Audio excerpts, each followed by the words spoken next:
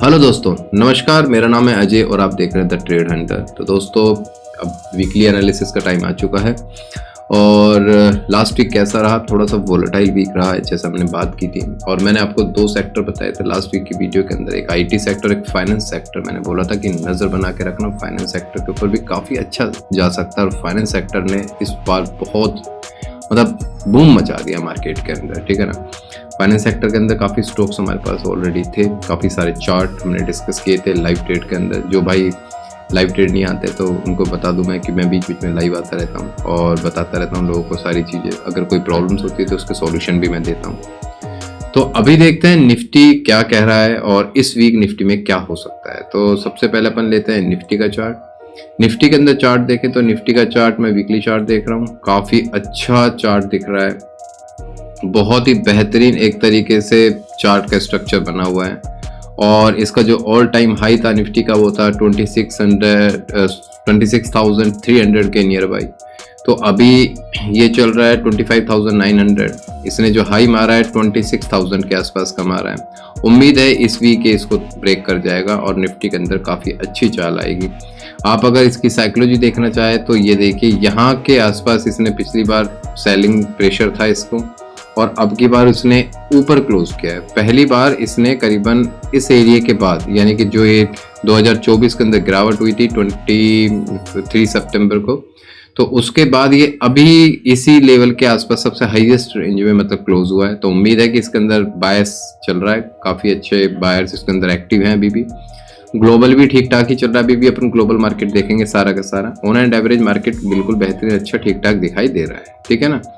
तो अभी निफ्टी के अंदर बुलिश ही अपन सोचेंगे जब तक ये कैंडल, जो वीक की कैंडल है, काफी मजबूत कैंडल बनी है। तो इसी कैंडल का हाई और लो आप मार्क कर सकते हैं। तो अपन इस कैंडल का एक हाई और लो मार्क कर लेते हैं। इसका लो है 25,400 का और इसका जो हाई है वो अपन ने लगा के रखा है 26,000 के आसपास का। यानी कि 600 पॉइंट की रेंज के अंदर जब तक ये टिका हुआ है मार्केट, जब तक ये पॉजिटिव ही मार्केट होगा। हो सकता है यहाँ पर एक पोज कैंडल बना के 1-2 दिन खड़ा हो जाए, 1-2 वीक, ठीक है ना। अगर इसको अपन डेली टाइम फ्रेम पे देखेंगे तो डेली टाइम फ्रेम पे भी अच्छा खासा निकल रहा है। मैंने आपको लास्ट टाइम भी लेवल बताया था कि अगर ये लेवल 25,600 के आसपास का लेवल बताया था कि अगर इस लेवल के आसपास अगर ऊपर की तरफ ब्रेकआउट कर जाएगा तो अच्छा खासा जा सकता है। क्योंकि ये पूरी रेंज, जो ये पूरा का पूरा ट्रेंड दिखाई दे रहा था, अवरली टाइम फ्रेम पे समझाऊंगा, ये जो पूरा का पूरा ट्रेंड दिखाई दे रहा था, इस ट्रेंड की करेक्शन मिलेगी आपको।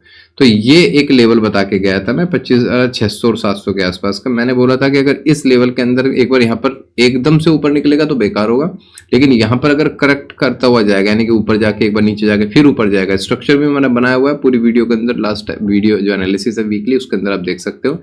As it is same structure बना के ऊपर की तरफ गया है। तो काफी मजबूत स्ट्रक्चर बन चुका है अब इसका, क्योंकि हायर हाई पैटर्न में स्ट्रक्चर बनता जा रहा है। तो इसका मतलब है शॉर्टर टाइम फ्रेम पे ये एक तरीके से बुल ट्रेंड ही है, ठीक है ना। वैसे तो बड़े टाइम फ्रेम पे भी बुल ट्रेंड है और अब छोटे टाइम फ्रेम पे भी बुल उसमें आगे। तो ये काफी अच्छी जगह है। एक छोटा सा एक हर्डल सपोर्ट अपन को मिल सकता है 26,000 का, क्योंकि ये एक राउंड लेवल का सपोर्ट है। इसको ब्रेक अगर कर जाए अच्छी बड़ी बुलिश कैंडल से, तो आप समझ जाना इसका नेक्स्ट लेवल आपको ऑल टाइम हाई भी इस वीक के अंदर देखने को मिल जाएगा और ऑल टाइम हाई भी कट सकता है इस बार इस वीक के अंदर इसका, ठीक है ना। और इसका जो नेक्स्ट टारगेट अपन को क्या मिल सकता है, तो डेली पे चल के मैं बताता हूँ आपको नेक्स्ट टारगेट। अगर शॉर्टर टाइम पीरियड पे अगर मैं इसका नेक्स्ट टारगेट देखूं तो यहां से एक वेव बनी है, तो इसका जो आपको नेक्स्ट टारगेट मिलेगा वो मिल सकता है 26,500 का। ये टारगेट आपको देखने को मिल सकता है इस वीक, 26,500 का भी टारगेट देखने को मिल सकता है, ठीक है ना। काफी 2-3 कैंडल बड़ी बड़ी बन सकती है, क्योंकि ये जगह ही ट्रिगर पॉइंट है। ट्रिगर पॉइंट का मतलब एक ऐसी जगह जहां से बहुत सारे ट्रेडर वॉल्यूम एक्टिव हो जाते हैं। तो इस वजह से यहाँ पर से आपको काफी वॉल्यूम देखने को मिलेगा। अब आ जाते हैं ट्रेडिंग पर्पज से कि ट्रेडिंग में कौन सा लेवल अपने लिए बेस्ट रह सकता है, जहां पर अपन ट्रेड कर सकते हैं। तो देखिए दोस्तों, ये कल की एक कैंडल बनी है, काफी स्ट्रॉन्ग बुलिश कैंडल बनी है। कल काफी लोग परेशान हो रहे थे, मैंने पहले ही बोल दिया था कि निफ्टी बहुत ही ज्यादा वोलेटाइल रहेगा और एज इट इज निफ्टी ने पूरे दिन आपको खत्म किया। और उसके बाद जो भी इसके अंदर सेलिंग सोच रहे होंगे, बाइंग सोच रहे होंगे, देखो बाइंग वालों को पता थोड़ी यहाँ से ऊपर जाएगा, चला गया ऊपर बाई चांस एक कैंडल में चला गया। आज वो अपने आप को बड़े एनालिसिस समझ रहे होंगे, पर ऐसा नहीं है। मार्केट है, कोई इसमें बड़ा नहीं होता, कोई इसमें छोटा नहीं होता। यहाँ पर जिसकी निकल गई गाड़ी, चल गई तैयारी। तो अब उस तरीके से एकदम से इसने एकदम हाई कैंडल बनाई। जो पुट साइड में बैठे होंगे उनका तो सबका एसएल हिट हुआ होगा, और जो कॉल साइड में बैठे होंगे उनको थोड़ा बहुत अच्छा खासा पैसा इसके अंदर बन गया होगा। बट इसमें कोई आप इसको टेक्निकली ट्रेड नहीं बोल सकते कि भाई टेक्निकली मेरे को पता था यहाँ से ऊपर जाएगा। कैसे पता था? एक लेवल बीचों बीच था, यानी कि ये जो स्पेस बना हुआ था, इस स्पेस के अंदर या तो यहाँ पर सपोर्ट था, यहाँ पर रेजिस्टेंस था, इन्हीं जो दोनों जगह पर था, इसके बीच में से निकल के गया है। देखिए अब तो यहाँ पर से कोई निकलना था, कोई पक्का नहीं था, यकीन नहीं था, लेकिन निकल गया एकदम से। अब इसका क्या हो सकता है? देखिए अब अगर मैं टेक्निकली आपको बताऊं तो अभी भी इसके अंदर कोई ट्रेड एक्टिव नहीं हो सकती। हाँ, इतना जरूर है, ये जो कैंडल बनी है ये इस जगह के इस लेवल की एक रिटेस्ट, ये देखो आप यहां से ध्यान से देखोगे तो यहाँ पर एक आपको एक सपोर्ट एरिया बनता दिखाई देगा। अगर यहां से थोड़ा सा नीचे डिप लगा के और यहां पर वापस से उठ के ऊपर जाए तो इस लेवल के आसपास आपकी ट्रेड बन सकती है और ये आपका टारगेट हो जाएगा, क्योंकि ये अपना एक रेजिस्टेंस है। लेकिन यहां से सीधा ऊपर निकल जाए तो थोड़ा सा दिक्कत है, क्योंकि इसके अंदर आपके एसएल की जगह नहीं मिलेगी, आपको कोई जगह नहीं मिलेगी जिस जगह पे आप अपना रिस्क रिवॉर्ड सेट कर सको। ऐसा नहीं कि ट्रेड नहीं बन सकती, बट बिना एग्जिट और बिना एंट्री, जब आपके पास दोनों चीजें नहीं रहेंगी तो फिर आप कैसे ट्रेड कर लोगे? तो इसलिए क्या है कि थोड़ा सा ऐसे नीचे आकर फिर ऊपर की तरफ जाए तो बेटर रहेगा। लेकिन अगर यहीं से एकदम से निकलने की कोशिश कर रहा है तो फिर तो लाइव मार्केट के अंदर देखेंगे छोटे टाइम फ्रेम के अंदर क्या हो सकता है इसके अंदर, ठीक है ना। तो निफ्टी के अंदर अभी मैं सच बताऊं तो एक दिन का आप और इंतजार कर लीजिए, आपको फिर और भी इसके अंदर अच्छे लेवल दिखाई देंगे जहां पर आप अपनी ट्रेड सेटअप बना सकते हो। बट अभी तो नो ट्रेडिंग जोन के अंदर ये कुछ कह नहीं सकते इसका, ठीक है। क्या पता नेक्स्ट कैंडल यहीं पर एकदम से बड़ी बना जाए, नीचे क्या कर लोगे आप? बोल सोच के चल रहे हो ऊपर हाई कटेगा नहीं कटेगा, तो मार्केट है, मार्केट को डिसाइड करने दो। बट अभी ये पर नो ट्रेडिंग जोन में है। अब आ जाते हैं दूसरा बैंक निफ्टी।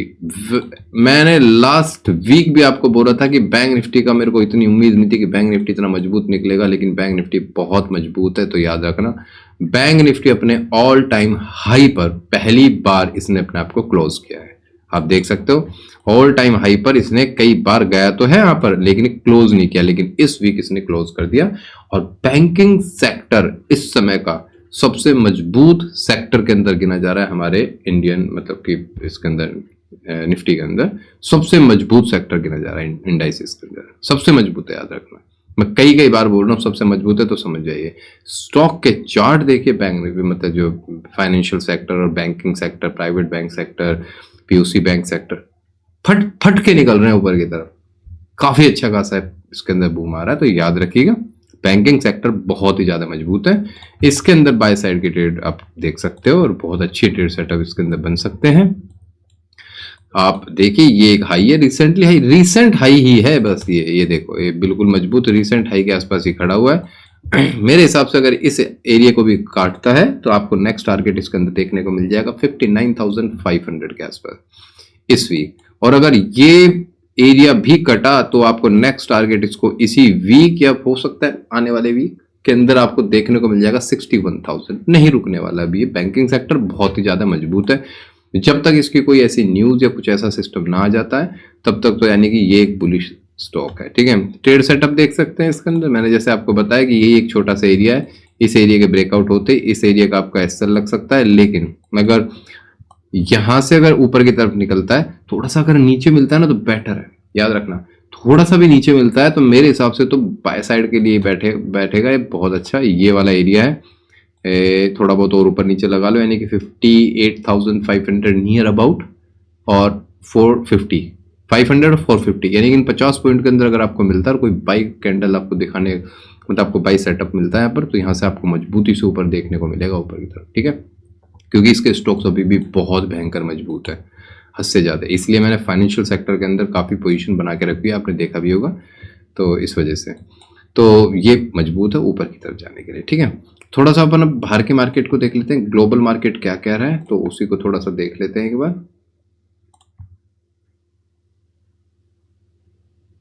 ये देखें, अगर ग्लोबल मार्केट की बात करें तो एसजीएक्स निफ्टी अपना 39 पॉइंट अभी थोड़ा बहुत माइनस में चल रहा है और प्लस में चल रहा है, ज़्यादा कोई प्लस में तो है नहीं इसके अंदर। डेली के आसपास देखे तो एसजीएक्स निफ्टी भी काफ़ी स्ट्रॉन्ग ही दिख रहा है, सही दिख रहा है, कोई दिक्कत दिख नहीं रही है इसके अंदर, ठीक है ना। हैंग शेंग थोड़ा सा 500 माइनस में बंद हुआ है, थोड़ा सा वीक है। कैटरपिलर भी वहीं कहीं खड़ा हुआ है। और अगर अपन बात करें नैस्डैक की, तो नैस्डैक भी पॉइंट के आसपास ही है, लेकिन मैंने जैसे आपको बताया था लास्ट वीक की मजबूत है, सपोर्ट के आसपास है, सपोर्ट के आसपास से उठा है इस वीक ये भी। और वीकली पे देख लेते हैं एक बार इसको। हाँ, सपोर्ट के आसपास ही, सपोर्ट के आसपास से उठा है, ठीक है ना। कैटरपिलर की बात करें तो भी ठीक ठाक है, कोई दिक्कत नहीं है इसकी। हैंग शेंग वैसे तो मजबूत है, लेकिन इसने ऑल टाइम हाई के अपने नीचे ही क्लोज किया है इसने अपने आप को। तो ऑल टाइम हाई नहीं, सॉरी, मीडियम में ही, मतलब जैसे जो ट्रेंड जा रहा था उसके अंदर, लेकिन अभी भी मजबूती से साथ खड़ा हुआ है, कोई इसके अंदर ऐसी दिक्कत नहीं है। और रही बात गोल्ड की, अगर अपन गोल्ड की बात करें तो गोल्ड थोड़ा सा नीचे है, कंसोलिडेट किया, कंसोलिडेट करने के बाद ये एरिया था, मैं उम्मीद कर रहा था कि गोल्ड यहाँ तक आए 1.12 के आसपास तक, लेकिन ये 1.17 के आसपास तक ही आया और यहीं से ऊपर की तरफ निकल गया और वापस 1.27 पहुँच गया है ना। सिल्वर की बात करें, सिल्वर में थोड़ी सी गिरावट आ रही है, ठीक है ना। ये गिरावट आई है, ये एरिया था, मैं आपको डेली टाइम फ्रेम पे दिखाता हूँ। ये एरिया काफ़ी, मैंने बोला था कि ये एरिया बहुत मजबूत है। एक बार मैं डिप का इंतज़ार कर रहा था क्योंकि मेरे से मिस हो गया था, डिप आ चुका है, तो फिजिकल मैंने थोड़ा सा रखा है और भी लेने की कोशिश कर रहा हूँ, लेकिन ये मजबूत है काफ़ी ये भी, ठीक है ना। तो इस पर भी तो यानी कि on and average global market पूरा का पूरा मजबूत है, कोई ऐसी दिक्कत आ नहीं रही है। यूके वूके थोड़ा सा डाउन चल रहे हैं, लेकिन ये भी अगर आप देखोगे तो सपोर्ट के आसपास ही है, तो ले जाएंगे खींच के। ग्लोबल में कुछ ऐसी दिक्कत दिख नहीं रही है, इतना कुछ दिक्कत नहीं दिख रही है जितना ऐसा है। निकी विकी वो इसलिए थोड़ा सा डाउन है क्योंकि इसके अंदर अभी इनका ट्रेड डील बन रही है, ट्रेड डील चल रही है, तो इसलिए थोड़ा बहुत ऊपर नीचे है। एशियन मार्केट थोड़ा सा वीक है ऑन एंड एवरेज, बट फिर भी निकाल देंगे अपन, क्योंकि अपना बैंकिंग सेक्टर बड़ा मजबूत है, तो वो कहीं ना कहीं अपने आप को या तो होल्ड रख लेगा या फिर निकाल के ले जाएगा। अपन भी ऑल टाइम हाई को ब्रेक करने की कोशिश करेंगे। तो और अब है एक बार यूएसडी NIR का चार्ट देख लेते हैं।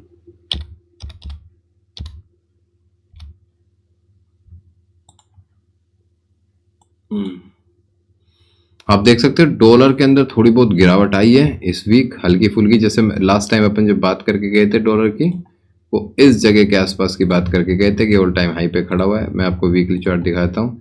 तो वीकली के अंदर अभी इनडिसाइसिव कैंडल बन रही है, तो यहाँ से हो सकता है इसका ब्रेकआउट नहीं होना चाहिए। अगर ब्रेकआउट हो जाएगा थोड़ी सी हमारी हालत थोड़ा सा टाइट हो जाएगी, ठीक है ना।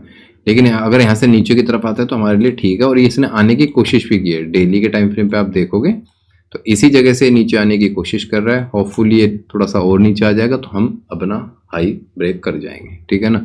ये थोड़ी सी हमारे लिए पिछली बार भी बताया गया था कि ये थोड़ी सी वीक कंडीशन हमारे लिए। ऑन एंड एवरेज अपना सब कुछ ठीक ठाक चल रहा है, कोई ऐसी दिक्कत है नहीं।